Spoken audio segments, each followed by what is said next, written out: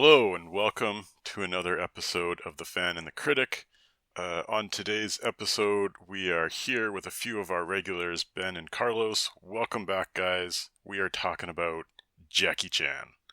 So, thanks for coming. Sorry, Ben, you sound like you look like you have something I'm to just say. excited. I'm just excited. Okay. I'm just excited. That's what you're seeing. I'm sorry that I kept shooting my fingers up in the air. I know that would indicate that I wanted to talk right now. I'm just excited. I love Jackie Chan, and I'm excited to be here, Carson. I'm glad you saved me because I didn't know what else I was going to introduce the episode on. Because that's it. It's just Jackie Chan today. To our listeners, to kind of just demonstrate how excited Ben is, he is wearing full sweatbands because he's going to get busy today for sure. Talking about Jackie Chan. 1000%. All right, I'm gonna jump into some questions here, but to start off, and we haven't discussed any of these questions ahead of time, so I don't know what you guys' answer to this. I assume that you guys like Jackie Chan because you guys proposed this as an episode, but I'm going to ask that as a baseline setting question to start off with. In the context of all the action stars that are out there, where does Jackie Chan sit? So comparing him to not just like martial arts action stars, but like your Stallones, your Schwarzeneggers. Is he number one? Is he top five? Is he outside that top five? Where does he sit for you? Well, first of all, I think what we got to talk about is longevity. Okay? Think about how long Jackie Chan's been in the game. I want to say he started in the 70s. That seems insane. Okay? I haven't done any research about this, but I'm pretty sure he was in a movie with Bruce Lee. He was. Okay? He was. Okay? Was he like an extra? Like as a child? He was an extra in one of the... It counts. It definitely counts. Totally counts. And that is insane that I just watched a movie where he shilled for China and him and John Cena kicked absolute ass. And he is an older gentleman now. So in terms of longevity, I think he's hard to argue he's in the top. I don't know who has been relevant longer in the action movie space than Jackie Chan. I don't know. He's in my top 5 for sure. Mm-hmm. Well, Stallone's still doing his Expendable movies. Ooh, that's true. Well, and actually, that's a great example. Okay, so Sylvester Stallone, right? Damn him and his name, Sly. So Sly definitely has a greater popularity, I would say, in the action movie space than Jackie Chan. Maybe in North America, or is it debatable? I don't even know. It's debatable. Yeah, for sure it's debatable. Like Jackie Chan could even, I'd say, like, for lack of a better word, more iconic than Sylvester Stallone.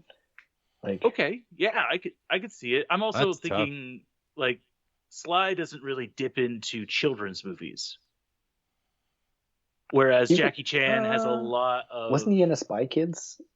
Yeah, pretty sure he was. At least one of them. Was he in a Spy Kids? Was that between the Expendables ones where he like hulked up and beat people up? Sylvester Stallone. Sly Stallone. Yeah. He's in one of the Spy Kids movies. Yeah. One of the You're telling me Rambo is in a Spy Kids movie? Yes. His country forgot him, and he went over and helped out Shark Boy and Fish Girl, or a Volcano Girl, Lava Girl. Yeah, I think I'm close.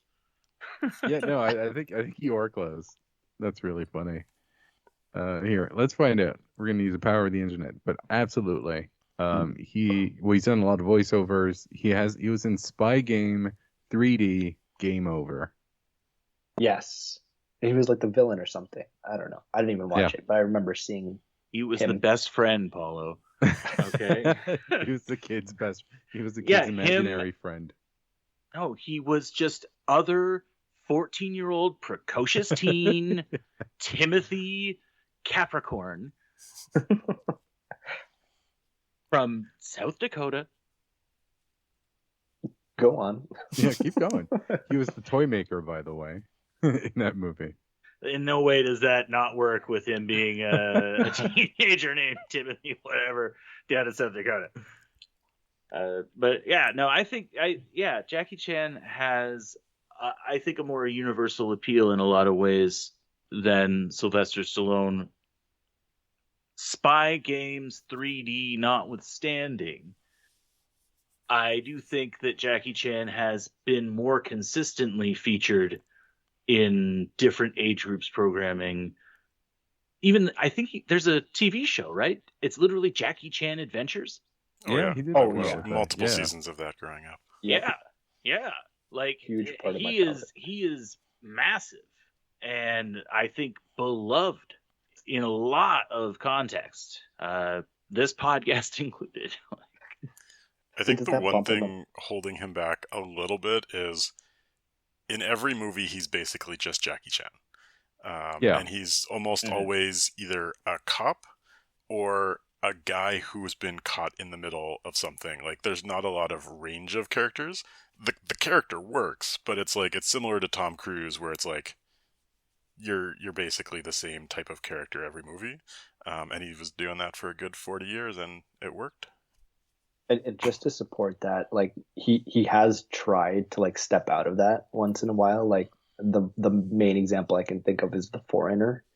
I think Pierce Brosnan is in that as well, but that was like his first time trying to do like a serious action movie role, and I just remember it like he was trying to be like very serious and like stoic action star, and it just did not fit.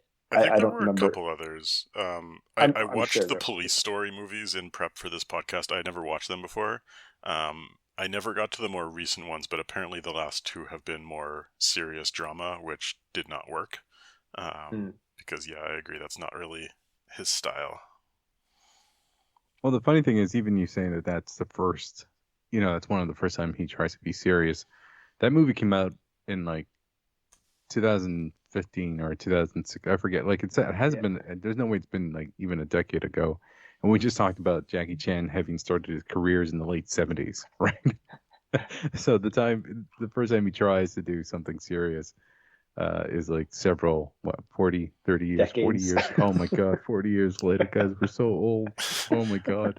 I will say, though, that this came up on a previous episode where I am on record on this podcast saying at some point in history, I should be able to beat up Jackie Chan because, again, he's like 50 years older than me.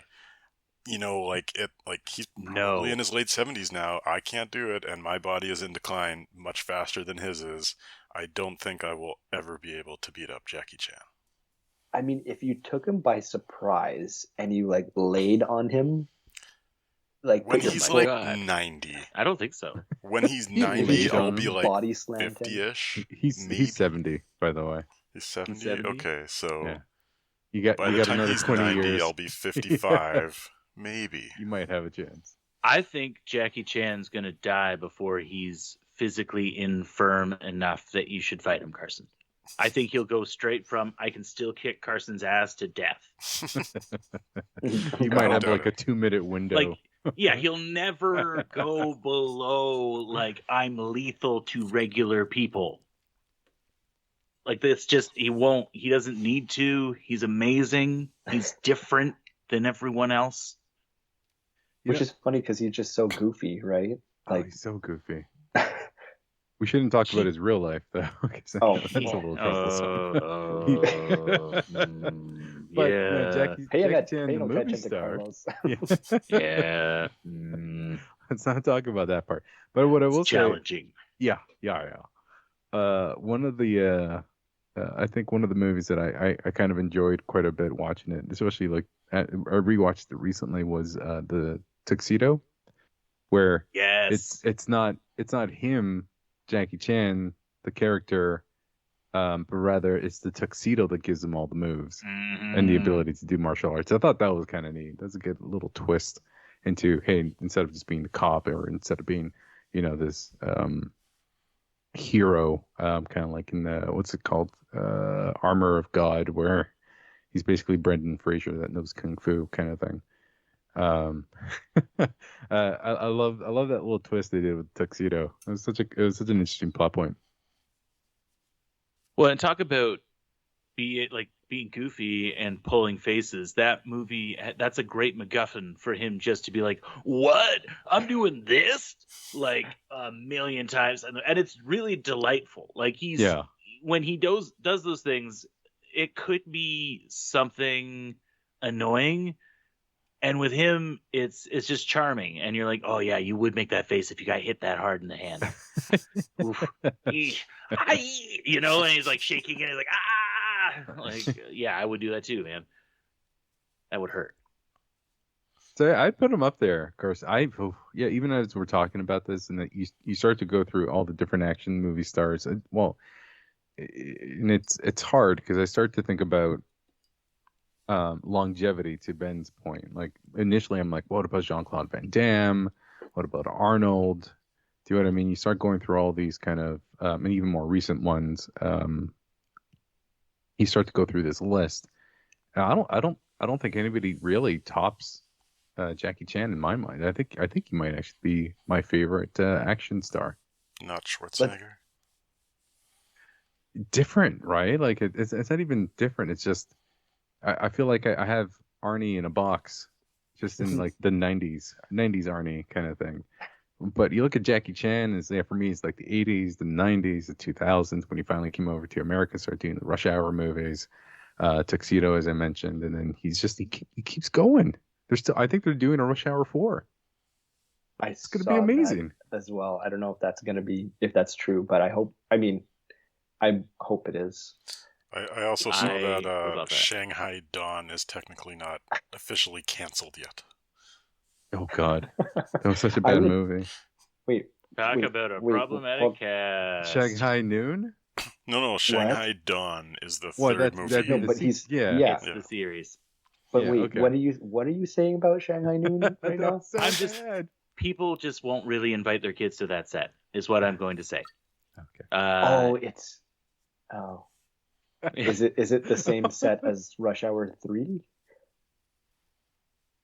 No. We should move on. Let's move on from this. I have no idea what you guys are talking about. I will Google this afterwards. Owen Wilson, yes. Unfortunately, the internet has. I know. I regret this element of things in some ways. It's good, right? We should all know, when we find out something about one of our favorites that we wouldn't necessarily love and you want other people to know about. But it also kind of sucks to be the person that has to ruin David Bowie at the party, and then everybody's TO'd because now they can't listen to Fame without feeling a little guilty. Look, we're tackling the real issues here on The Fan and the Critic. So whatever you've learned about Owen Wilson, you have to tell us on the Jackie Chan podcast. I can only assume what this is in reference to, but probably similar to how I felt about recent stuff that came out about Neil Gaiman, who I thought was a cool guy.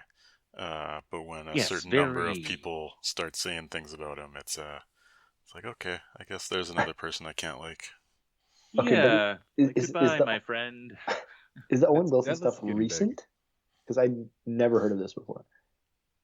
Within the last couple of years. Oh, how did I miss this? I don't know. I thought you may have noticed he hasn't been in a whole lot. Well, yeah, he's not a real peach either. Who is that? Brett Ratner. Brett Ratner. Oh yeah. Yep. Man, again, these just another sex pest. People out here ruining these movies by being complete monsters. Come on. Fuck. Okay, I mean, I was about to say I can still enjoy Shanghai Noon. I mean, hey, I watched Rush Hour for this podcast on purpose, all right? And I knew going in who and I think at this point, if we were to avoid everything that involves some sort of terrible act, we're not going to watch any TV or movies. I don't know. I think it's time for our next question, guys. Wait. Before you move on. This is important, Carson. No. What I was going to say is you posed the question, about, is he the best action superstar? And we had a hard time finding somebody because, again, different generations, right? We talked about Sylvester Stallone, Arnold Schwarzenegger. I'm curious how you would rate him against somebody like Chuck Norris, who equally has been doing a lot of stuff and has I think he would be our version, like our North American version of Jackie Chan, as far as like did stuff with Bruce Lee, did a bunch of stuff afterwards with that Walker Texas Ranger. Texas Ranger. Yeah, right? Like, is he up I there? forgot about that show. I don't think he has that same charisma that Jackie has, and I think he's been in a lot more lower quality stuff. Like, when you watch a Jackie 100%. Chan movie when it's not a good movie, like I'm thinking First Strike is a movie that I watched, which is just like kind of a dull movie. It's still a Jackie Chan movie, and I'm still entertained. Whereas, like, I don't know, there's Chuck Norris movies that you can kind of just tune out by about like 10 minutes in because it's kind of just garbage. So I think like Jackie Chan consistently elevates whatever material is in front of him. What about like David Carradine? It's It's a overwhelming good reaction. question, because in some ways, like, he did have Kung Enough Fu said. and then Kung Fu the TV series, and he does have a cachet to him. Like his presence at the Kill Bill movies kind of speaks to that, Yeah. and kind of iconic. But again, I feel like because Jackie Chan's been active this whole time, anyone else that we're talking about feels like they're time bound or in the past. But I don't think Yeah. longevity is necessarily the best thing. Because like you look at someone like a Steven Seagal, active for many years, but like very short window of like good stuff. I mean, to be honest, I don't even take the longevity point as necessarily a positive, because I think some of Jackie Chan's more recent stuff, I haven't seen all of it. I think The Foreigner is probably the best example. I didn't think it was that great.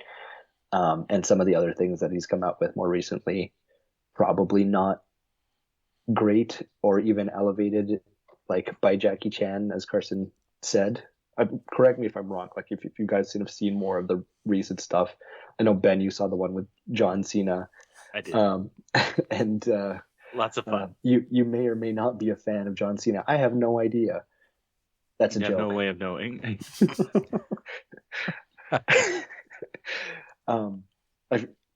It's hard. Our listeners cannot see what you're wearing. But, Yes, for those that are just tuning in on the audio, which is the only form this podcast will be shared, I am wearing a podcast that says "The Last Time Is Now," in honor of John Cena's last year as an active WWE performer. yes, and by podcast you meant headband. You're wearing a headband. You said I'm wearing a podcast. You did indeed say that. It's on the record. It's that PB and J kicking in, It's right? that PB&J, yeah. Yeah. The Yeah. PB&J is hitting hard. That's PB&J, WTF. Okay, going back to the rankings though, like would it make a difference if we ranked them in different, or ranked him in different categories? So like strictly martial arts, is he still top three? I think he's still. Yeah. I mean, you gotta. Specifically in martial arts, I'd put him in the top three. Top I put three. currently So- active in yeah, my like head, Kung and I don't Fu. know, I'm not up on things, but I would be like, okay, Jackie Chan, Jet Li, right? Bruce Lee, As sort and of then everyone Iconic. else. Well, Okay, yeah. hold up. Whoa, we got Well, on the brakes a little we bit. can- Hold on. Well, and then there's so there's Tony As- Jaa.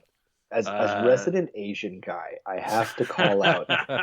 Like, we're forgetting about Donnie Yen. We're forgetting True. about. Okay. I mean, you guys Donnie mentioned Yen more Bruce of a Lee. gangster. What? No, if we're No, talking like the Ip Man. I'm thinking of Ip Ip Man Man, guy. yeah. Yeah. If we're talking awesome. strictly martial arts, like I think Donnie Yen, Jet Li both have arguments to be Well, over okay, Jackie when Chan. you say best like martial arts actor, are you saying specifically good at executing the martial arts, or being an actor within the martial arts genre? Because I think I'm like saying both. Donnie Yen might be better at action, which is debatable because I think Jackie Chan's quite up there as well. But Jackie Chan's charisma and acting and comedy is way beyond what Donnie Yen has ever done. Well, yeah. Well, I mean, I agree with that, but I think that's where I would separate it, because Jackie Chan, like, without a doubt, like commercial appeal. Yes, I think he's probably safe to put him at number one. Number two, if you really want to, I don't know, make an argument for someone else like The Rock, maybe. I don't know. Well, I Well, also think no, if we're talking like- about like martial arts, though, I think it's got to be Jackie Chan 1 and then Jet Li 2, right? Oh, And then Put okay. Bruce Lee 2 and then Jet Li. Oh, Yeah, because like Bruce Lee That's is fair. like not on the list. Like that no, that's for I forgot about Bruce Lee. Oh no, yeah, I'd still put Jackie in Wow. front of Bruce, just because of longevity. well, and but I think something take that major we're leaving points out. away from Bruce Lee for longevity. what were you gonna say, Ben? I was just going to say that something we're leaving out, an element of Jackie Chan's movies is that he wants you to see the stunt that he's included in his action scenes. Like he makes the effort to show him doing it and show that there's a movement or a unique positioning or almost Rube Goldberg like element to a action scene that no other action star really emphasizes. Like when you see a Jet Li movie, he's not trying to make sure you see that he can climb up the ladder. If someone figures out that there needs to be a ladder in there, they're going to do it in the same stylized fashion. But if Jackie Chan's on that ladder, you're going to friggin' know it's him, and you're going to know that he did it without wires in the middle of and I think that's a quite a unique thing, and he's maintained it throughout most of his stuff. Anything that he's had a hand in producing, anyways. That's what I loved about watching Police Story, like the first one, which I loved, by the way. I just watched that for the first time. It was amazing. But there are so many stunts in that movie where they're just like, all right, we're going to show this like 5 times because it's just a cool thing. Like when they jump down the chandelier at the end, it's just like, all right, I know we're in the midst of a scene, but we're just going to stop and watch this like 5 times because it's fucking cool. It's fucking cool. Yeah. Absolutely. And I think this feeds into like the conversation that Carson and I had in our last episode when we were talking about The Fall Guy, and it's like, good movie. Yeah, well, I also thought so. Carson, wow, okay. Oh, we're split 50-50. Interesting. Yeah, we are. But basically, because it's so like focused on like, oh, like here's to the stunt men or the stunt people in movies and how things are made, and like just kind of like Carson said, it's like a love letter to that and all the behind the scenes stuff. And like, but the problem that Carson had with that movie is that the stunts are all kind of like pedestrian and it's boring.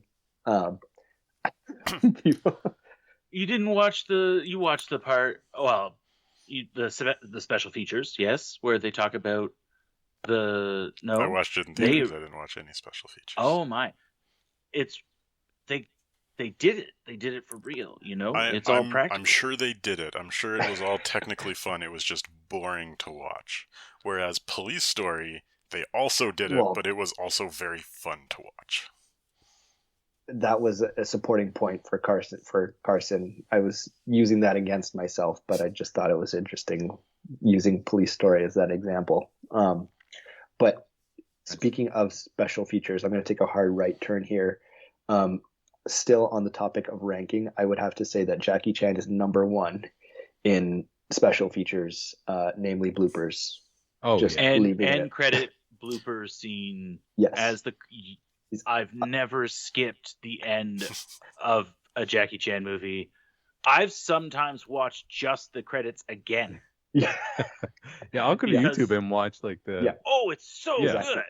If I can watch King. Again, that ladder thing he did, it was an Operation Condor. Anyway, I still think about it to this day. I can kind of picture some of the things that he did, including when he really wanged himself off of the one step, you know? And just, I love seeing that kind of stuff, and it makes everything seem sort of tangible and kind of lived in and real. That was one of my introductions to Paulo, meeting him for the first time, of like, hey, this guy is quoting Rush Hour 2 end credit scenes. And I remember like watching that DVD over and over again. I was like, I didn't know other people were also, knew that like memorized. That is how we What were you quoting? It could have been literally any part of the bloopers. Do you understand the words that are coming out of my mouth? Jackie, kick it. Jackie again. Okay, Every garden, I'm nervous. Every garden. Yeah. Every Get filter fish. Get filter fish. Side Oh my comment: God. on the first couple actor themed podcast episodes that we did, we asked people to reenact a scene. I decided for this episode that was not a good idea. 'Cause I No. did not want to do No. that. So No, we'll do the scene from Rush Hour 1 in which Jackie Chan is in a crowded bar and wants to be casual. yeah, we're not going to do that one.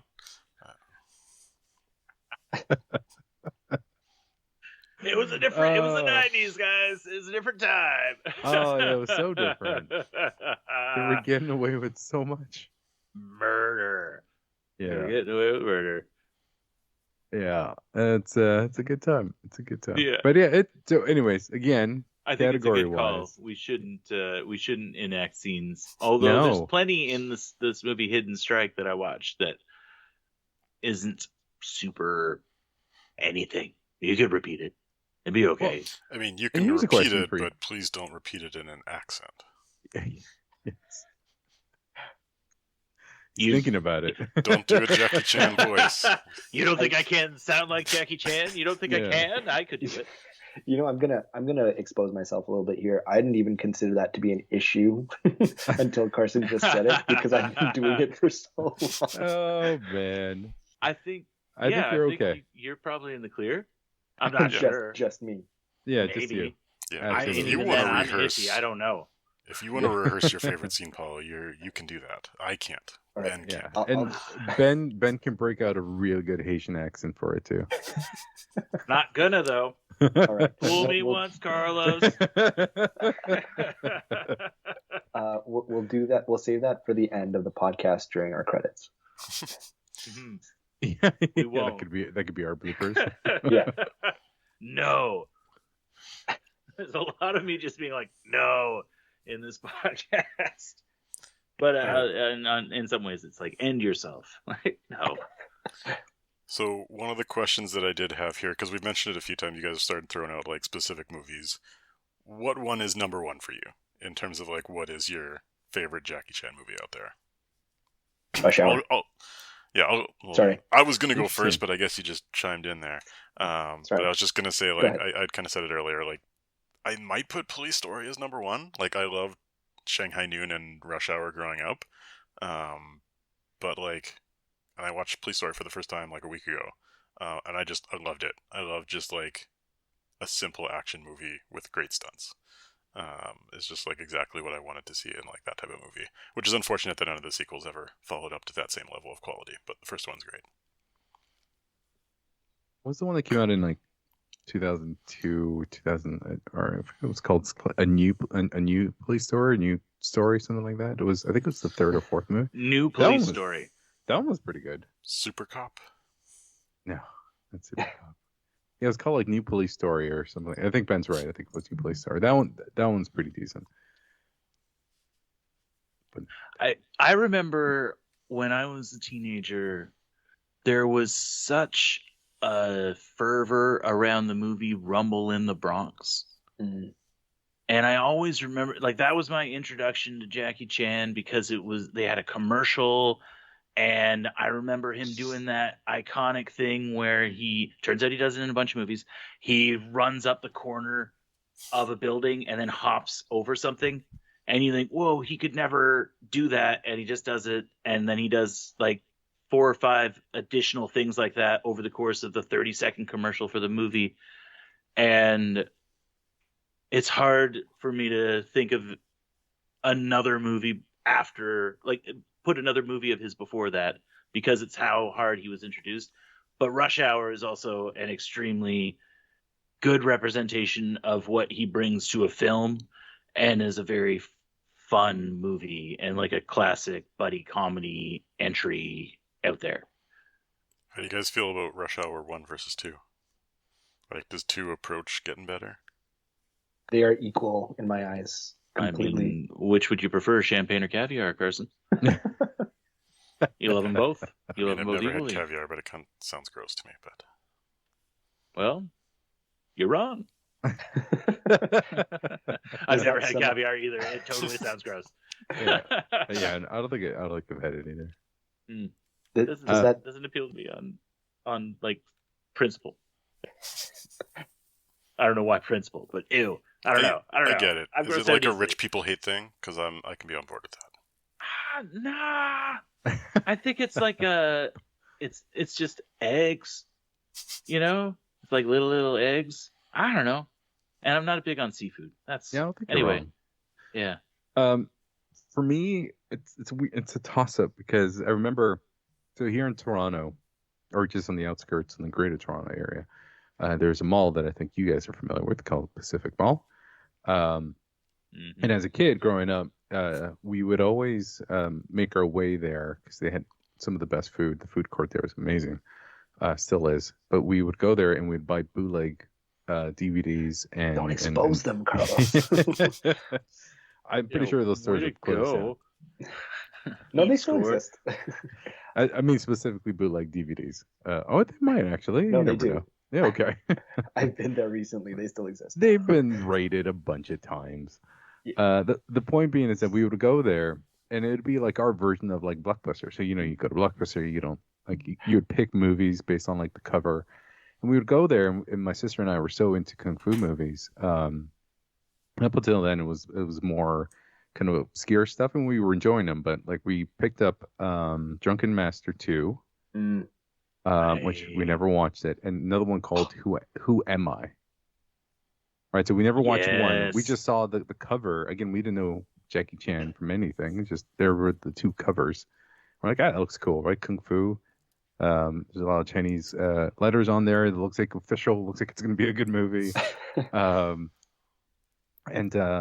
Am I was so it wasn't a bad movie, but it was still a Jackie Chan movie. But I remember seeing him and that really tall, I think he's like a ballet Russian guy, and they were both kicking each other in the legs for like a solid minute.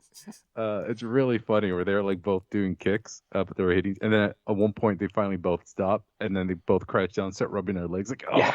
Yeah. I remember this. Yeah, but then Drunken Master 2 was just such a phenomenal movie, and I'm pretty sure I almost broke my leg a few times trying to reenact some of the moves that I saw in that movie. But that was my introduction to that. And then we rented Rumble in the Bronx. We got Drunken Master 1. We started watching, what's it called? Police Story, the first one. And then, it snowballed from there. And then we started including Jet Li stuff. And then I was going to ask you guys, because I grew up watching these movies, but because they were DVDs, it was never subtitled. It was always dubbed. It was always English dubbed. So when you guys were watching it, were you watching in the way it was meant to in its original language and then reading the subtitles, or did you put the dub versions? I mostly had dubbed versions growing up too, yeah. Yeah. I think I had subbed, I had dubbed, but I think in some of them he ADR'd his own voice. Yeah. Like, it was definitely not him talking in the scenes, but then it was him voicing the English dub. I thought that was really cool. I'm really trying to think back. I think I watched them in the original language with subtitles. Yeah, I think I can't get over the dubbed versions where like it's the smallest thing. And it's that stereotype of like where the lips don't match up with what they're saying. Anytime I see that, it takes me completely out of the movie. I cannot watch it. That became nostalgic for me, and like you saw it. You saw when Quentin Tarantino kind of replicated it with Kill Bill when they kept showing the scenes where she was training in the mountains, and they would dub his voice, and then some of not the outtakes, but when they did a feature that didn't make its way into the movie, they would show that like the dubbed version on purpose, because I think I would imagine that's how he grew up watching them as well. But it became nostalgic to me, and I really enjoyed that aspect of it. And then to Ben's point, in some cases he went back and recorded his original voice on some of those older, like on new releases, and I absolutely love it, man. I think it's so cool. I think when I was younger and I had never watched international movies before, like, and being like dubbed was the first version of it, it was easier for me to watch that. But now that I've gone with more like subtitled versions. I don't know if I could go back to watching dubbed versions. Yeah, and then like with anime, I have to watch it with the original language and subtitles. But for some reason, kung fu movies need to be dubbed in my mind, just because I think I have that correlation of growing up and watching it like that. Which is fair. Like I see the value in the nostalgia in it. It just like for me, it kind of irks me for some reason. I don't know why. Like it might be a culture thing, right? Well, I mean, I watched my fair share of dubbed movies, like at the very beginning, like back when we didn't have a choice, like Carson said, like that was the only option is dubbed. Then yeah, I watched a bunch of those and I was fine with it. But like once I did have the option, I think I never looked back. One movie I haven't gotten very far into, and I kind of stopped watching it, but is definitely not him talking, is a movie called City Hunter, which is available on Tubi. And here's the synopsis. A self-indulgent private investigator winds up on a cruise ship full of rich patrons, gorgeous women, murderous terrorists, and scarce food. And it's all over the place. I hadn't seen this, but it seems like there's a really strong Street Fighter 2 subplot that is showing up in the IMDb trailer, in which they appear to have Jackie Chan dressed as E. Honda taking on a guy dressed as Ken. This is insane. Okay, I got to stop checking that. I'm there's watching this movie. Well, there is a sequence in that movie where Jackie Chan is Chun-Li. He's dressed up like Chun-Li. Have you guys not seen that? That's No, a I haven't seen it. I haven't seen the movie, but I know about that scene. Yeah. Oh wow. It's 100%. Yeah. It's almost like I forget the context. Like I don't know if it's like a dream sequence or part of the movie that get kind of zapped into some kind of weird video game mode. Yeah, it's full on Street Fighter. Yeah, it's that's so what weird. I'm looking at right now. Oh yeah, there's a guy dressed as Guile now. What the heck? All right, I'm turning it off. I'm turning it off. Speaking of Awesome. great action movies, Street Fighter the movie. Yeah, let's explore the space. We already talked about Jean-Claude Van Damme. He's a peach. He's an absolute legend. You know, he's great. He's great. So where do you rank Jean-Claude Van Damme then? Oh man, he's again in the 90s. He would have been pretty up there. But no, he's low in the totem pole. In terms of doing the splits, he's number one. I don't know But if you guys I don't have think seen he has the- any competition there. yeah, I don't know if also you guys have I seen think the he kind of JCVD. took on the. Oh, I was just gonna say the Roundhouse title from Chuck Norris. I think some people might say it's with Jean-Claude Van Damme now. Sorry, Carson, I cut you off. What were you gonna say? No, one thing we were talking about with Jackie Chan is like he didn't quite make that transition to dramatic films all that well. Jean-Claude Van Damme did do a movie called JCVD where he plays himself, which is slightly dramatic, that I think he actually did really well in. But I would agree he's lower on the totem pole. Well, I mean, Jean-Claude Van Damme did. I mean, a lot of his movies were serious, or never really goofy, right? Like Bloodsport, some of the other ones. Bloodsport, more Kickboxer. Grounded Double versus Take was serious. kind of funny. Yeah, that one was. I actually enjoy that one, where he played his twin. Mm-hmm. Yeah. Oh, That was a good. And one of them was kind of a dancer. yeah. One That was a was kinda ballet. silly. The other one went into karate or kung fu. I forget what it I was. dare to Serious. say that this is maybe a bit of an age gap. But I feel like for me, like I late did watch it on 90s. VHS, Carson. late 90s was kind of that era of like I'm coming home from school, I'm turning on like TNT or Spike TV and Rumble in the Box is playing, where I feel like the Jean-Claude Van Damme movies were like 5 years before that.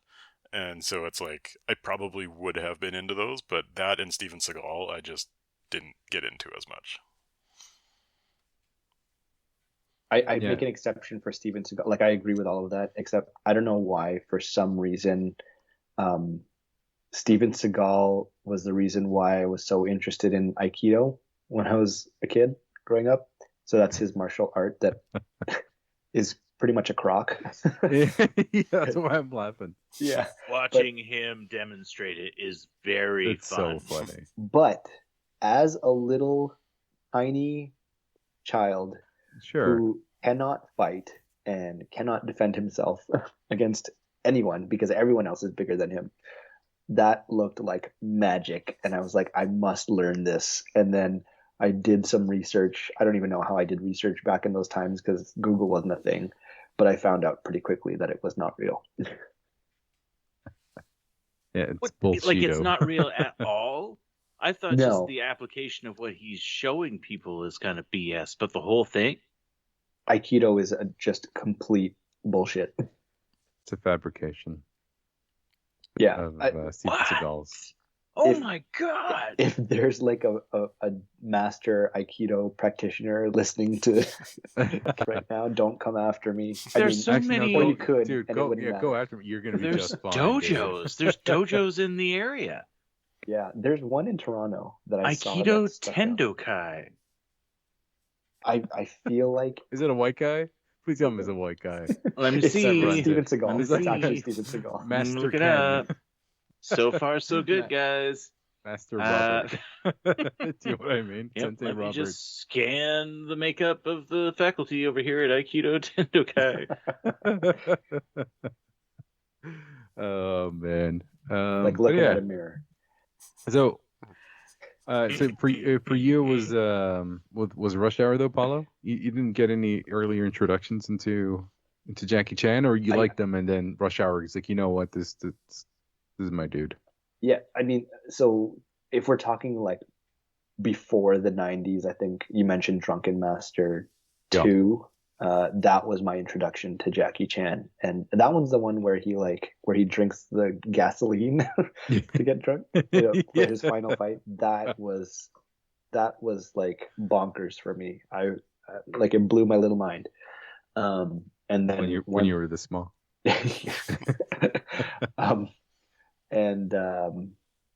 Rush Hour 1 and 2 were the first movies that I downloaded on my computer, on my home computer using Kazaa. So you can have a digital copy of your own of your purchased legally DVD, right? yes. But Shout outs to Kazaa. it's okay. They don't exist anymore. Little update from the Aikido Tendokai website. And again, no shade at all, but of the faculty pictured, we have a 2-to-4 ratio of seemingly Asian people to full whites. which doesn't mean anything. Of Doesn't course. mean anything. Doesn't mean anything. And there are two Just an observation. unpictured people. You know, a person with the last name Nguyen, which is promising, and another with the last name Keston, which again doesn't mean anything. So 3 out of We 6. don't know anything. Reminds me of that Seinfeld I'd episode s- where George's mom was taking advice, where she thought the person she was taking advice from was a lady from Asian descent, and that ended up being just a white girl. And she got so mad. She's like, I thought I was taking advice from like a sage, wise Asian person. It's kind of like when Dwight's been bragging about karate. You find out he's been whooping up on kids. That's such a good episode. Uh-huh. Oh, and the ratio is 4-to-8, Paulo. Oh, okay. Or sorry, 4 of 8, I should say. Okay. 50-50. Well, I'm glad we got to the bottom of that. Yeah. Yeah, but apparently, according to Paulo, those guys are all complete bullshit. So, if you want to fight Paulo, please Reach out write to him. into Wait, the what? show. Right He into the thinks he can show. whoop your Aikido-loving ass. Bebo, why don't you just call out their first and last names? Yeah. I think that I'm would be doing awesome. okay. I think I'm doing all right. Yeah. No, if let's see here. No, I think I'm okay. I'm not gonna name and shame people on the podcast. Come down to the pod, Sensei Carol. To be fair, I'll Buddy. put out a challenge. If any Aikido practitioner feels that I'm completely wrong, Carlos agreed with me. By the way, I'll just throw that in there. But Yeah, he Go did get it him, too. Carlos. you're If you want to come welcome. down and kick the ass of Carlos and Paulo, you just let us know. They're both living somewhere in Toronto, and we find could me. maybe get them to a central location. But the rule is you are only allowed to use Aikido techniques. Really gonna find out, gentlemen. Really gonna find out. So, Mr. Sensei Carroll, if you've got the Mr. minimals, Sensei Carol. Mr. Robert Carroll said, who is a sensei, and actually it seems like he is. So if he's a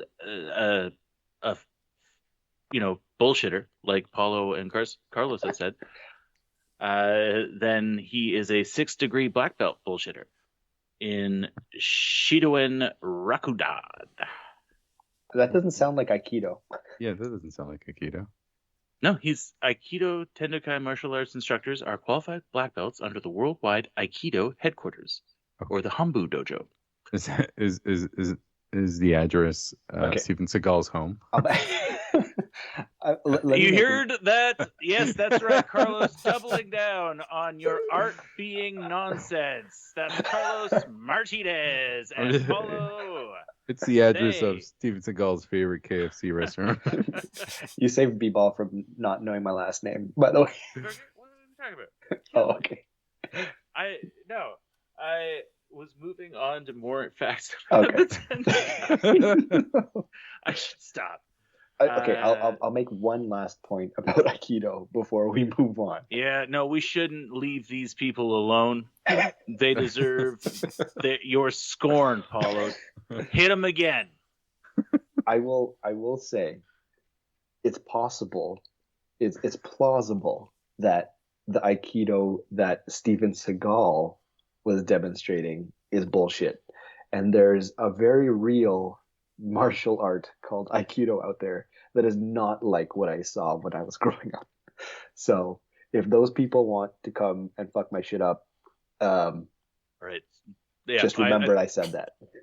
So Paulo backing down, Carlos unrepentant. Everyone, something to keep in mind.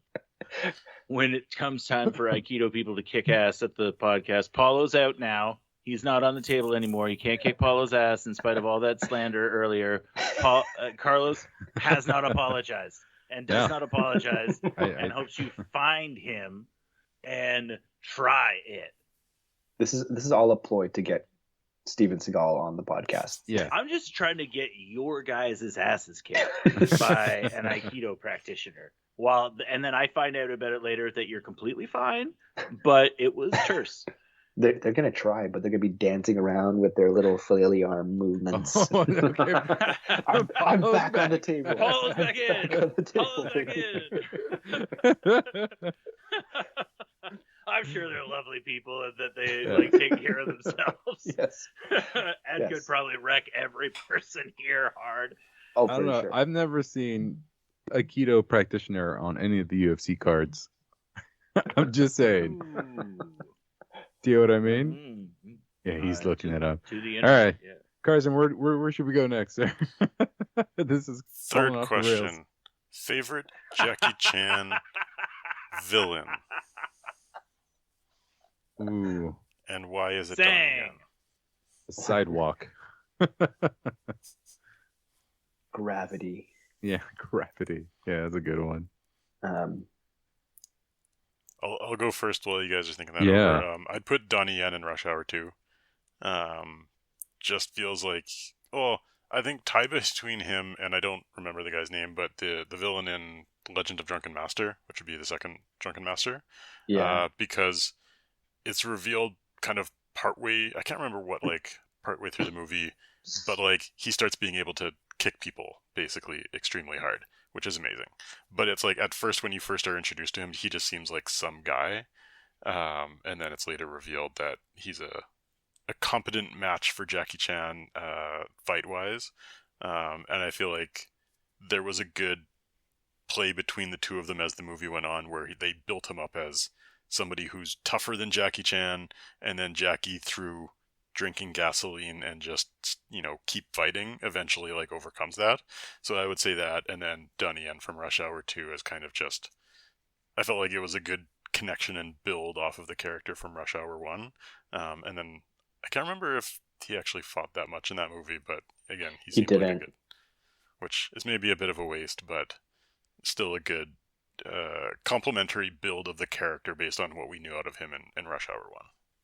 Yeah, that was my one gripe about your pick of Donnie Yen in Rush Hour 2. I feel like, I mean, at the time, obviously, I didn't know how much of a badass he was, but it did feel like a bit of a waste now, knowing that could have been a pretty epic fight scene at the end of that movie. It also would have been inappropriate for the character based on how they built, because they built him up as kind of like a mob boss type guy and not like just a fighter. Like, I felt like some of his best fights have been kind of the number two. You have like the leader, the boss, the businessman, and then there's like his lead general, and that's typically who he fights the most. Yeah. I'd say maybe Jin Tao, just off the strength of his name and the amount of times Jackie says it in Rush Hour 1. Fair enough. They don't even say fight. It so many times. Yeah, they don't even fight in that movie. It's Chris Tucker's nemesis, but he's up there. Wait, is that not Sang? Is his name not Sang? The wipe yourself off? Yeah. You're bleeding? The actor or the character? I thought the character's name was Sang. No, it's Jin Tao. They do say it about 20 times. Yeah. No, I understand that is what they said, guys. I'm looking at the IMDb, and I think maybe it's misidentifying the character's name at this point, because it's Ken Leung is the actor. I guess Jin Tao is meant. Sang is what they've got on IMDb. No, because Jin Tao is like a code name. So I mean, like the triad leader, right? Yeah. Well, for Ken Leung, I'm assuming is the white guy. Okay, I do know not knowing what Jun Tao is, or that was the name. My apologies. Then 100%, that's my pick as well. Jun Tao from Rush Hour 1, Ultimate Villain. Wipe yourself off, you're bleeding. I think on my side, I would probably say, just because I probably would have picked somebody from Rush Hour movies as well, but that seems like a cop-out now. Zhang Ziyi from Rush Hour 2. The guy he fights in, I think, Armor of the God is pretty freaking cool. Just because, again, I always enjoyed the aspect of it being more kind of, I don't know, fantastical is that a word? More fantasy based, right? So again, it's kind of that oh shoot, I'm losing mine. Like kind of like Tomb Raider-ish kind of villain. I think it was like a high priest or something. I think that's where I would go. And I don't know, a really cool fight sequence there at the end. That's my pick. Yeah. With sound effects. All right, so another question that I had asked of you guys is, let's try to remake a non-Jackie Chan movie by substituting the main character out for whoever it was, sub in Jackie Chan instead, and we assume that he gets to bring his whole stunt team with him and kind of make it his style of movie. Who would like to go first? I'll go first. Thank you. Do it. The movie that we were going to remake is the concept of Death Proof. But Kurt Russell is now Jackie Chan. A group of spunky young ladies with foul mouths start taking MMA classes at a local gym. But one of the trainers, Tim, has a weird vibe. and an even weirder legend around him. It seems one of his previous trainees had died during a freak accident at the gym that should have killed both of them. In an abundance of caution, Tim started wearing a special gi that makes it impossible for his neck to be broken. And then he gets super into one of the gals' podcasts, and things take a turn. And then, lo and behold, you see him. He's in the alleyway. He's wearing the gi. The cowl is up super high, and it's very stiff. And he goes for a throw, and they both devastatingly go into the ground head first. And Jackie lives because he's wearing the gi, but the other person dies. And, of course, I didn't try to kill them. That would be crazy. I almost crippled myself. Until the rest of the girls decide it's time to get their revenge on Mr. Chan. That's mine. Is his name Jackie Chan? In the movie. No, it's fucking Tim, Paulo. Listen, Scott. Fucking Tim, one of the trainers. It's fucking Tim. He's a creep. He's got a creepy, like, high up cowl thing. The substitute protects his of neck the from gi breaking. from the car. Yes, exactly. The gi makes him death proof. Yeah. The gi makes him death proof. Yes. So that's yeah. Jackie Chan is death proof, and it's just the throws are terrible, and then they're ragdolled into the ground. Just Wasn't Death Proof predominantly in a car? it's the gi is the car, Carlos. I mean, God, Oh my gosh. the gi is the car. I couldn't be clearer. It kind of looked like a cowl, and protects him from breaking his neck. And then the thing about it that makes it even more like the car is he keeps doing throws that are hurting him at the same time as they're hurting the other person, killing the other person. But does it only protect his neck, or does it protect his brain? No, he's crazy. It protects him from dying. He still gets maimed like Kurt Russell. Like, he doesn't walk away from those accidents like, I love life. He's still like, oh, my freaking leg. Oh, son of a bitch. I mean, like, the he's stuntman gonna, stuff like, comes into play he's there. wearing the headband, right, or something, so he doesn't get all scuffed up when he knows he's gonna just drive both of their heads into the ground, and, like, he's got his protective gi. I like it. And then I guess at some point there could be, like, the lap dance thing from the Death Proof. I don't know how we would get that in there. But that'd be rad. I mean, it would be nice to see. And then he starts pulling those faces we talked about from Tuxedo. But, like, it's that, you know, like, ooh, oh, man, I can't believe it. Like, I don't know what's happening, you know. But he's getting a lap dance. I don't know what I was expecting you guys to come up with, but I wasn't expecting that. So. I don't think there was another option based on the prompts you gave me. Carson. I'm really curious to see. I'm embarrassed for Paulo and Carlos because they're about to tell you how they're going to remake the movie Death Proof, and you're going to be like, "Oh my god, I didn't know I set these guys up like this." I don't know how to follow that, quite honestly, because I wasn't expecting the pitch and the enthusiasm behind the pitch. You guys keep trying. Okay, you guys pipping me into going first. This is what's going to happen. All right. Nobody picked you to go first. You volunteered. The silence was palpable. I couldn't hang. It was 2 seconds. Oh my god! 2 Mississippis. It might as well have been an infinity. No, it was 2 Mississippis. You're a guest, Ben. I've been trying to learn how to step back and not talk as much. I want the tapes checked. The movie that I thought of, which I think would be a lot of fun, is Jumanji. Oh, I would love for there to be a Chinese version of Jumanji. The board game, not the newest versions, but the board game has made its way over to the shores of Asia, and you're transported. This kids start playing, and they're transported into I don't know, like a long time ago, like the Ming Dynasty, and they have to, like all of a sudden there's like warriors and all these battles and stuff. And Jackie Chan has been the one stuck in the game, kind of like Robin Williams was. I feel like that'd be a ton of fun to watch a movie that's more centric around kung fu and in that culture. and being transported. I think they'd have to change the word from Jumanji to something else, quite honestly. But I would hope they would keep it. Yeah, I would hope they'd keep it. I think that'd be a ton of fun. Oh, don't even try. No, Sorry. let's not try it, dude. I thought you were gonna reverse it and like because there's jungles in China, like when what comes out of the game is like a broken down city in America. It's like Namuj. Namuj.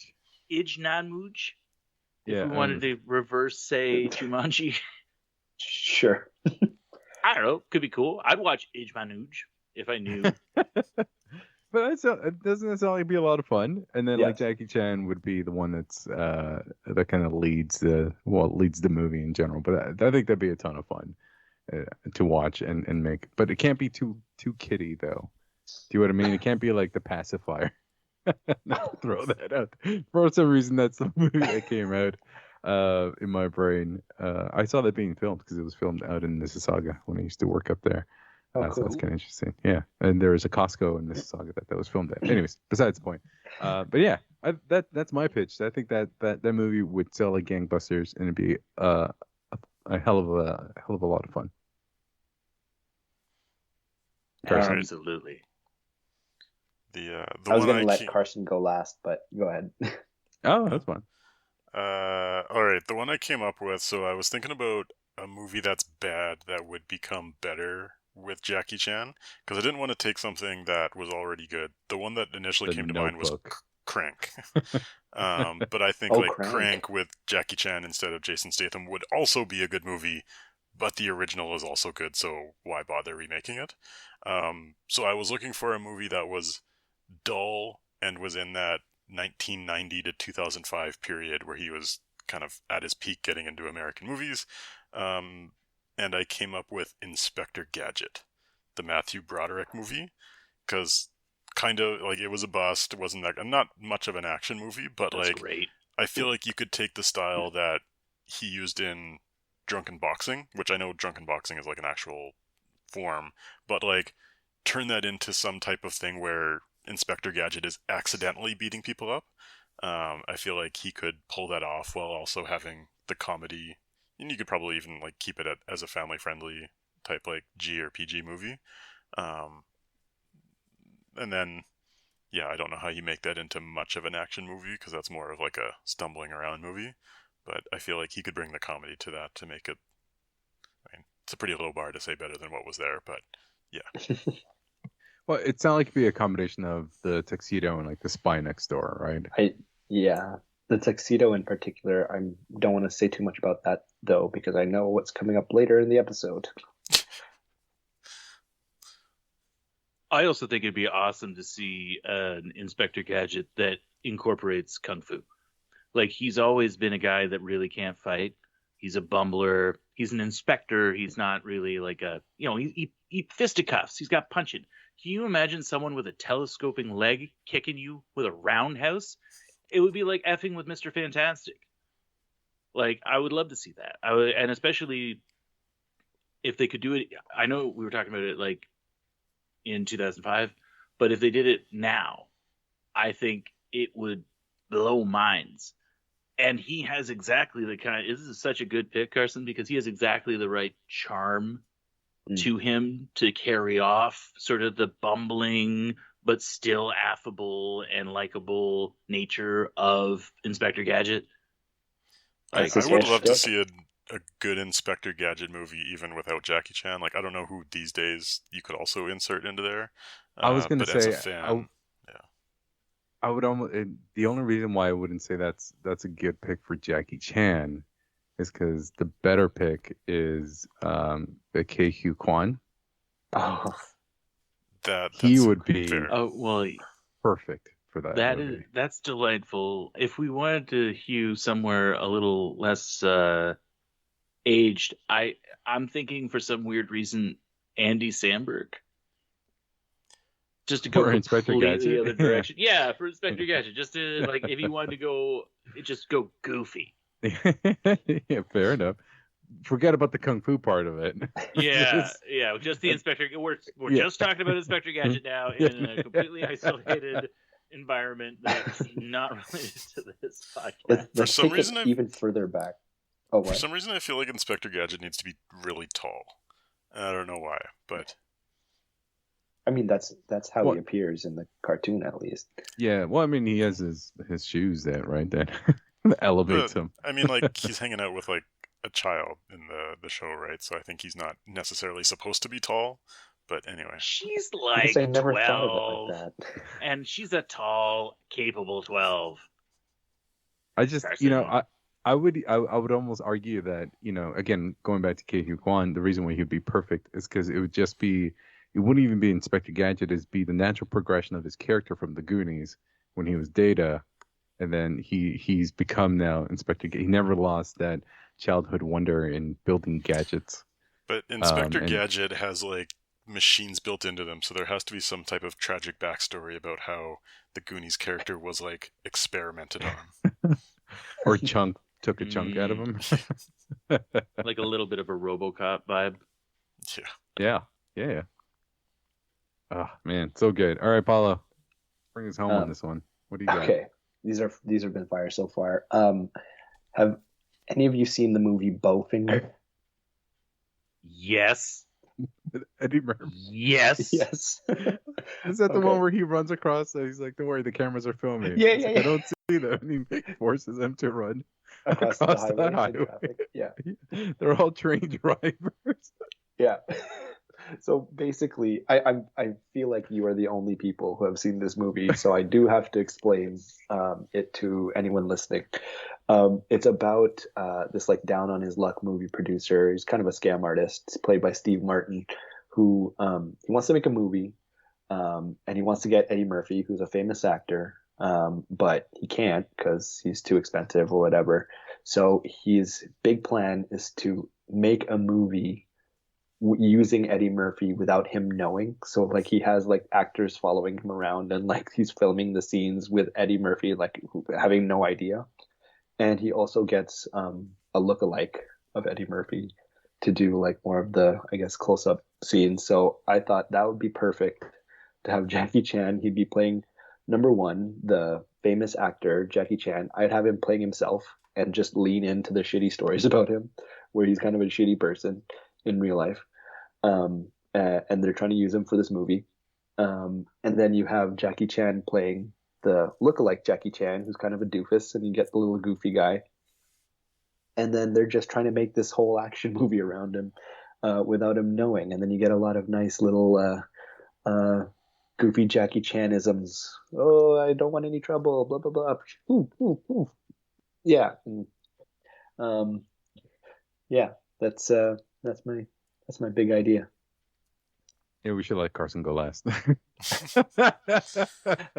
No, I think I'm that's joking. good, and it would be a departure for him, like more of like almost like an industry insider movie. I don't think we've seen Jackie Chan in that sort of lane at all.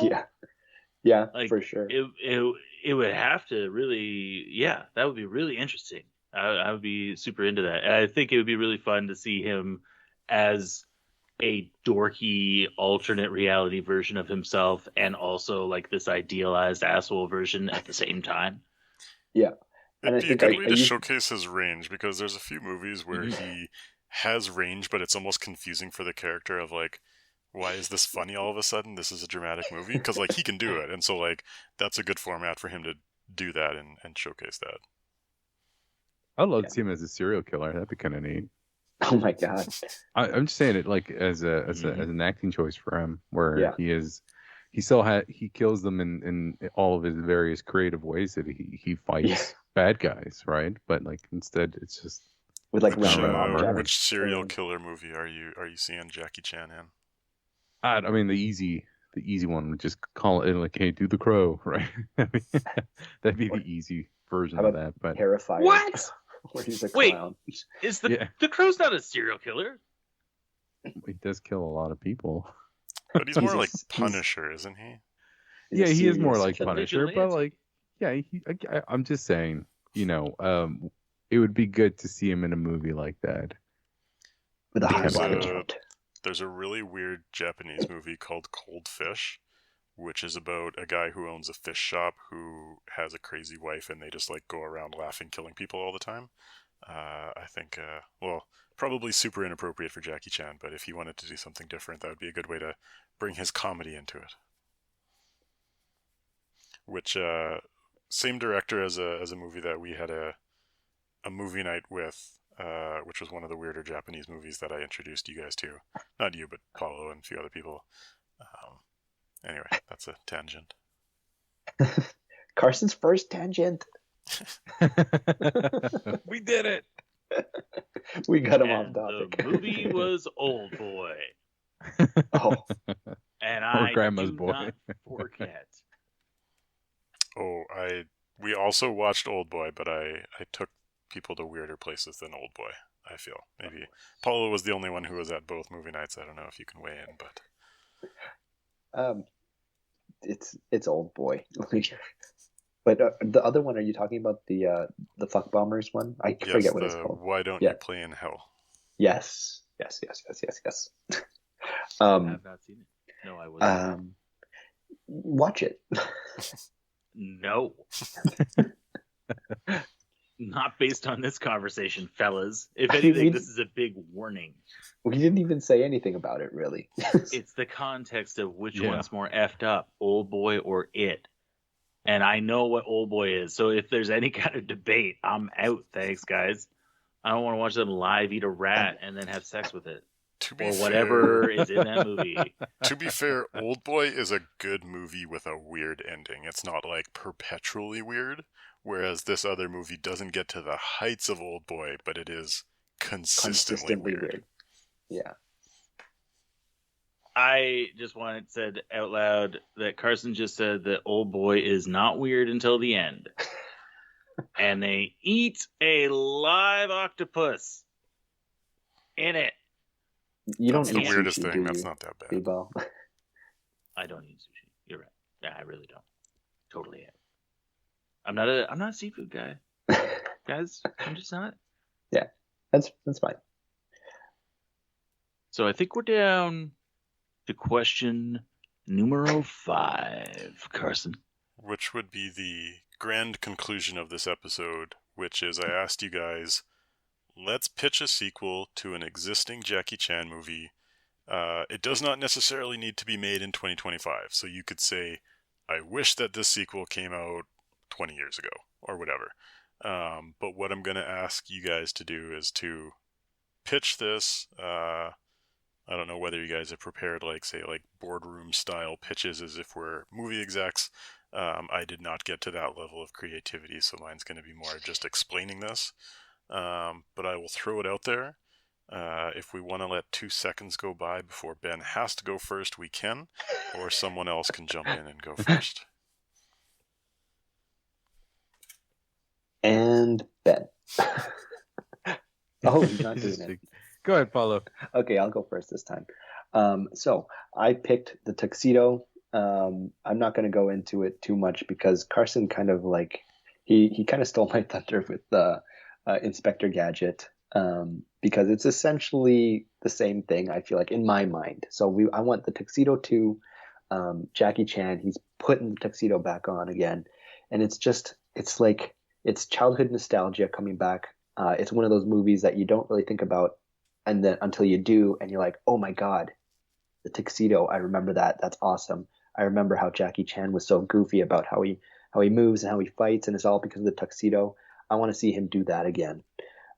So we're gonna bring back Jennifer Love Hewitt, and we're gonna bring back what's the British actor's name who was the tuxedo guy before Jackie Chan died? Before he died and Jackie Chan took the tuxedo. No one. Okay. No. Well, we're bringing him back as well. He's been resurrected by way of another tuxedo, and he is now the villain. Jackie Chan has to take him out. It's tuxedo versus tuxedo, basically, yeah, that's my pitch. Paulo, I've got an idea for your pitch. Okay? It's 2025, right? What about the sequel being called The Ball Gown? And this time it's not a tuxedo. It's a lady's dress. But Jackie Chan still needs to fight. He needs this power inside of the clothing. He really doesn't want to wear the dress, but he has to. But he absolutely has to. Yeah. And then once you've got the dress on, it looks crazy not to accessorize and do a little makeup, maybe a wig, get the whole thing together, and it's just Jackie Chan in full drag destroying the triads. Be amazing. And then also we do, because again, 2025, we have Jennifer Love Hewitt. There is a lady's tuxedo, but it's too small for Jackie Chan, so she has to wear that. And she also kicks ass. In the end, he reunites with his daughter and apologizes for all the horrible things that he said. Oh no! While in the ball gown. Wow. That scene is in Bowfinger. While in the ball Jackie gown. Chan no. Bowfinger. We're not letting him off the hook, guys. Good. Good. We shouldn't ignore it. What a tumultuous time. Who thought he would be a philanderer? Although I think we have too high expectations for famous rich people, is what I'll say. Very true. But they are not the characters they portray in movies, folks. Spoiler alert to life. I'm a big Green Bay Packers fan, and the reasons why I enjoyed the Packers has been it's been a rough couple of years for us Packers fans who have enjoyed the likes of Brett Favre and Aaron Rodgers. Let's hope Jordan Love doesn't turn out to be a psycho. Yeah, just don't give him a microphone and he'll be okay, That's the problem. We're letting too many people talk. Are you telling them to shut up and play, Carlos? No, I'm Come not on down saying to the that. podcast and kick Carlos's nuts. You also practice Aikido? Football players. Yeah, and Lord help you if you practice Jordan Love, noted Aikido practitioner. My pitch would be Rumble in the Bronx 2. And it's a shame that never became a sequel. Or there wasn't a sequel, rather, in that movie. I don't think there was. If there is, I need to catch up and watch that. I genuinely don't think there was. I would love to see, something along the lines where, Jackie Chan's character moved away. I think his name in the movie was Kyung, and the nephew, the one that's playing the Game Boy without the actual cartridge in the slot. I don't know how he did that. He's the head of technology. Do you remember that scene when he's like, "I love this game," and there's no game, and actually inserted. It was amazing. Anyways, he inspired by his uncle and what he did in order to save the neighborhood and remove it of gangs. The nephew becomes a police officer to continue the good work that his uncle did, and just that was an inspiration. Kyung moves back to China, but then gets word that his nephew has gone missing, and he's the only one that can go or his only last remaining relative, and he has to come back to New York. The city's completely different, all different gangs, all different kind of weird technology stuff that he's not used to. And he almost kind of has to do a bit of a Taken where he's too old for this kind of stuff to make its way and free his nephew. I think that'd be a kick-ass movie. I think it'd be a lot of fun to watch. An old, not like the superhero. He's still trying to do the moves, but instead the bloopers are now actually what's happening in the movie, where he's missing the beat, he's missing the marks, he's stumbling, but he's still fighting his way through it, and he gets just beaten down. And I think at the end, not to ruin the ending of any kind of movie, but there's a few movies that I would grab from where there's a moment there where he knows that like he's at the tail end of his life, but he kind of swaps his life for his nephew's life in order to save him. And again, I think that then passes on the torch to the nephew, being Ke Huy Quan. He's back with some new gadgets. Straight from the Goonies. Nice. Straight from the Goonies, and then enter Inspector Gadget. No, that's my pitch. I think that'd be great. I think Rumble in the Bronx is such a good movie. I'd love to see a sequel on it. I'd love to see a sequel now. I know you don't say necessarily now, but I love the idea of an old Jackie Chan or whether Jackie Chan. I'm too old for this kind of stuff. Like my mind is willing, but my body isn't, kind of thing. I think that'd be really cool. Yeah, nice. Excellent. All right. Well, I could. All right, go Carson, for you it. want to go? Yeah, all right. I'll jump in. And I probably should have done a little research on upcoming films before I came out with my pitch because we've already described it. But it's Rush Hour 4. But here's my pitch. You don't know this, but the animated corpse of Juntao, which I've now been forced to look it up, everybody. And Juntao is the name of the leader of the triad, and Jackie Chan has mistakenly identified Sang as Juntao all throughout the movie until eventually Juntao is revealed to actually be Griffin, the old white guy, which is how I got mixed up earlier. Anyway, point made, point Ben. Back to the point. It's a zombie movie. All of the previous Chinese people, various gangsters that they have killed throughout Rush Hour 1 through 3 are all now animated and are seeking revenge on Jackie Chan and Chris Tucker's character. We have to change the location. I would assume maybe it's a cemetery because it's a zombie thing, and that it's the cemetery where all of them have coincidentally been buried. It's all in the same cemetery. It's near the water where they all seem to pass, and they're all just some of them that were off coast. They were shipped there anyway. They all end up in the same one, and they're coming after them. And of course, they have to figure out that okay, the straight up martial arts isn't going to work here. So there's got to be a lot of head-based martial arts to destroy the brain because it is a zombie movie now. So that'll be fun. And also, this is how you would have to pronounce the movie. Rush Hour 4. Because you see, the H is also a 4. So it'd be Rush Hour 4. Or, sorry, Rush 4. There we go. There it is. Rush 4. Yeah, that's the one. That's the one, yeah. Because hour with a 4, Rush 4. That's it. Yes. And it works, too, because you kind of make a zombie noise. You're speechless because it's such a good idea. It's so good, yeah. That's...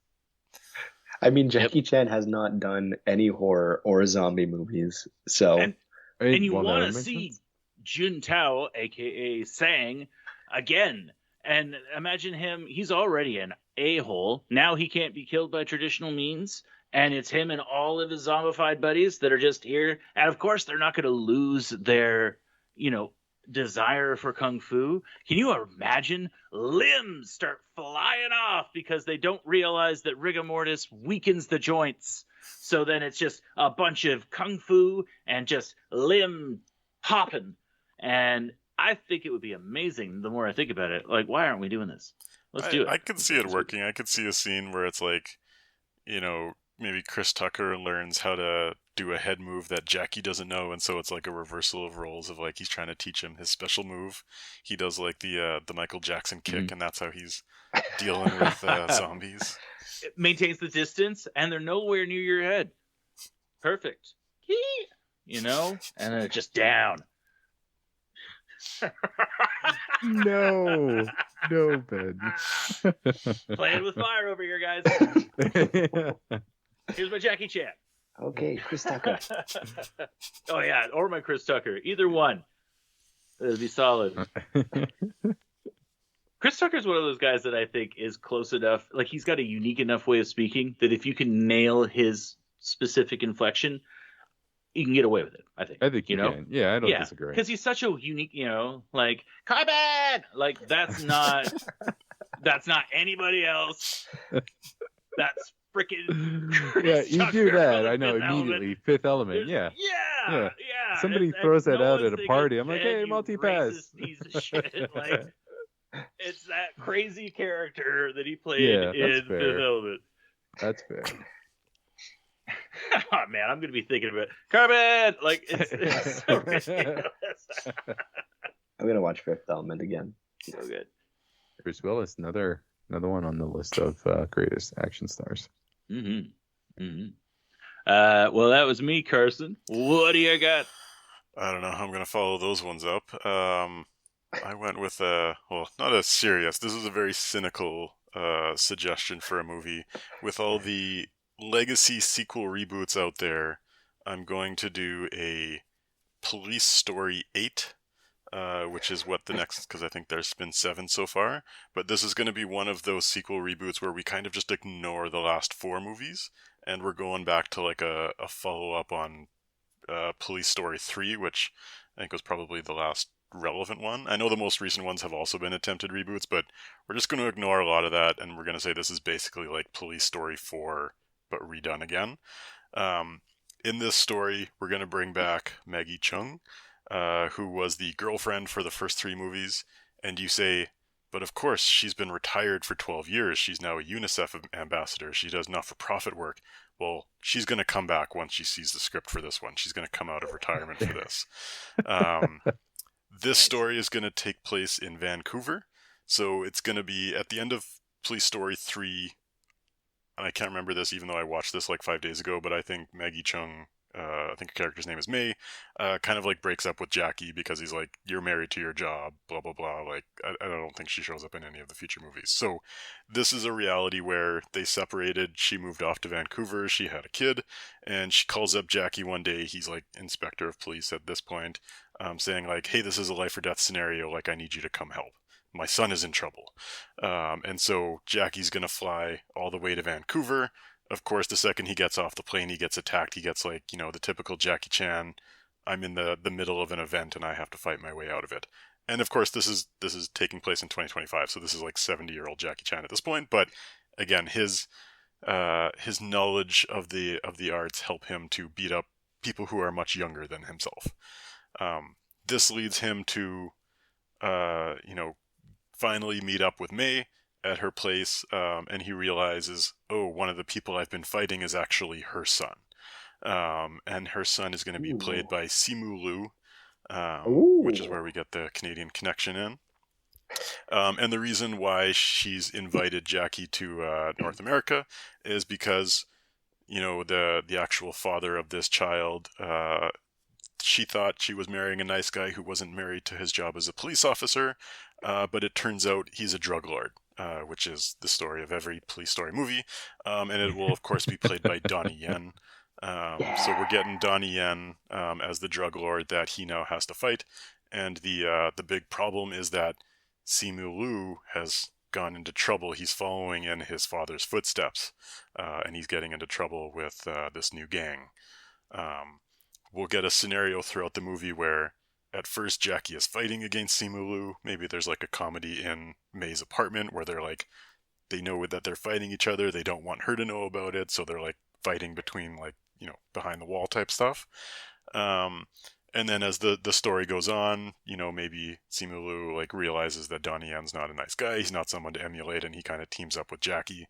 And of course, by the end of the movie, we'll have it revealed that it's actually Jackie's kid that she hid from all, because this is what happens in legacy sequel reboots. And of course, there will be like has some to be related. Yeah, there will be some third character that's a police officer, and Simu Liu will get recruited into being a police officer instead of the gangs, and then the movie will end off with some police officer saying like, hey, you're pretty good at this. If you keep going, you'll be some kind of super cop. And so this will be Police Story 8 / Super Cop 3. Simu Liu picks up the Indiana Jones hat. We can just call him Jackie Jr. or something. I love it. Number 1 for the cast. Number 2, I have a question. Did you recently also watch Bad Boys for Life? I did not watch anything after Bad Boys 2. But is this Okay, the well, exact plot that's of Bad good. Boys for Life? Not the exact, but it's like Will Smith's son who's like turned out to be a bad guy, and then they like reconcile in the end. He's got to go slap some sense into him. Isn't Yeah. Bad Boys for Life actually like the third or fifth movie? Like it's not number 4. Oh yeah, so whichever one is the third one is when But his anyway, I son, think and it's then called Bad Boys for Life, but it's the third movie, which really annoys me. yes. Oh no, so it is Bad Boys for Life. And Oh, then the fourth seriously? one, yeah, and then the That's fourth so one, dumb. whatever it's called, I don't know. It doesn't matter. But It will Um, be called Bad Boys Ride or Die. yes, no, it's out It already. was Yeah. called Bad Boys Ride or Die. Yeah, but anyways, it's the same dynamic with Will Smith and his son, and Jackie and Simu Liu, also Shang-Chi, a little bit. I also feel like we need to remember some of the other kung fu kind of stars. That we're keep kind of recycling the ones that we remember. Donnie Yen's been mentioned like 17 times on this podcast. Hey, he deserves it. So I was like researching a little bit because I was thinking like, okay, I want to have Jackie's son in this movie type thing. What's like a young martial arts actor? And there's not a lot. Like this is kind of a genre that has died. The other one that was out there was Iko Uwais from the Raid movies, which is awesome. Yeah, that's the one I was about to say. Yeah, guy's awesome. And then I saw a few There- recommendations from TV shows, like one TV show called The Warrior on Netflix, which I've never seen. An actor was thrown out, but like there weren't a lot of options recently. No, Or fair enough. The guy from Mortal Kombat, the main guy, the most recent Mortal Kombat movie. He's also Shatterstar in Deadpool. Oh yeah. I know Yeah, who you're I talking mean, about. he's not very well known, but I think Simu Liu is the strong choice. I'm just saying. I think there's I think when you look about old kind of kung fu cinema, like it's hard to forget about like Chow Yun Fat. Oh yeah, Right, he's also he's famous up there as well. And then there's the other one, Sammo Hung. Sammo Hung. Thank you. Super. I think he's on at least one movie with Jackie Chan. I forget which one it was. But anyways, some brilliant stars. I know we're getting close to closing this out, but I think one of the questions I had with it, because Chinese cinema in general has been, and martial arts cinema has been so predominant in culture. But the one thing I'm not as big of a fan of the floaty fighting, a la hidden, what's it called, the hidden Crouching dragon, Tiger. Crouching Tiger, hidden dragon, where it's like all floating and jumping. Like it seems more magical than it is more practical. What are your thoughts on that? I prefer like the Raid style action where it's like very Yeah. gritty, very like you feel like this is what would happen if someone got punched. I would agree. I'm not as big into that when it gets mystical. I've often really enjoyed the things kind of get broken, and I feel like the Crouching Tiger, Hidden Dragons movies kind of de-emphasize people landing and impact Yeah. over like the airy sort of elemental nature, and like almost like like it's supposed to be flowy and about like energy, and that's not necessarily what I'm looking for when it comes to my kung fu movies. I want to see somebody, I want to see him get kicked, and I want to see him go flying, but I also want to see him crash into a bunch of boxes, or like get kicked through a window, and then you're like, Like not gently land on a. yeah, and of course that means that they're not as skilled a martial artists, but that also feels more real. Like, did the same point about the grounding of There's other a kung few fu Jackie stuff. Chan movies where it gets a little bit into that territory of it feels like almost a little too choreographed, where it's like this is almost too fancy. I feel like the sweet spot is kind of what you're saying of like it feels like this is what would happen when somebody gets punched, or it feels like Jackie's Yeah. not a martial arts star. He's like just avoiding things and like kind of doing what he can to survive. Absolutely. Well, that's what I was gonna say. It's kind of like it's fancy fighting, but it's also a mood because like when I want to see fancy fighting, then yeah, I'm all for the Crouching Tiger, Hidden Dragon stuff. Like I think it's not necessarily about the fight or the blows landing. It's just like the movements and how pretty everything looks, and it's like heavily stylized, which I'm into in certain moods. But I mean, Which if I want one- to see like a real fight, what's that? Which one do you think is artistically better? Crouching Tiger, Hidden Dragon, or Episode 3 Star Wars? Artistically better? Like, what for you is a more entertaining fight if you're not looking for like a brutal fight? And it's like, what for you is better choreographed out of those two? Because they're both like highly choreographed, kind of to the point of nonsense. So in Oh, terms of Crouching terms Tiger of, for like, sure. yeah, I would say Yeah, Crouching Tiger. Personally, I enjoy watching episode 3 more, but if we're talking like strictly in the criteria that you mentioned, Carson, I would say Crouching Tiger. Strictly I fighting. also enjoys getting kicked in the nuts for almost 3 hours. That's what that movie is.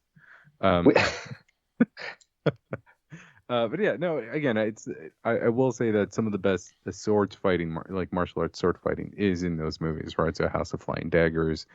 Hero has one of my favorite sword fights in the Kung Fu movie when he has it with the character is called like Broken Sword because he literally has like a broken sword, and it's like it's so friggin' cool. It's such a good fight. But then yeah, to Ben's point, like as far as like an entire like watching an entire movie, I find I go back and watch clips of those movies. But for the Jackie Chan movies, I go back and watch the whole movie. I think that's kind of the difference between the two. No, I was just curious. Yeah, that's fair. Makes sense. I mean, I don't necessarily disagree with it. But again, like it just for me, it comes down to a mood. Yeah, fair enough. All right. Well, I Alright. think we're about to wrap up this conversation. Did you guys have any last points on Jackie Chan you wanted to throw in here? Sorry.